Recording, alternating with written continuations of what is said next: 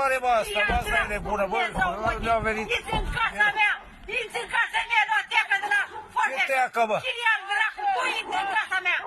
Chirian, dracu, cu Dumnezeu. Ce ai, bă, tati, bă, acum am fost 3 zile plecat. Să-mi aduci teacă de la Ce teacă? Teaca de la pulă. Teaca de la pulă, poate. Chirian, dracu, te-ștești polele mele în casă, mă. Chirian, Pleacă, dracu, că ți iau iar ciumagul ăla. Sună să te ducă ăștia. Ce teacă ai, mă? să-mi aduci foarte teacă de la casă. Bă, nu e sănătoasă la cap. Auzi, bă, i-a luat teaca, că eu am fost plecat 3 zile. Hai că dau pe la ăla, pe la șeful de post, ai spus să te ia, să te ducă.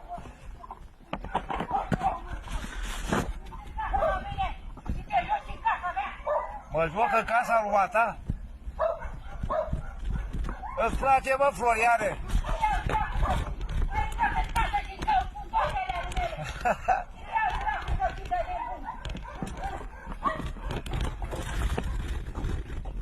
Încotro.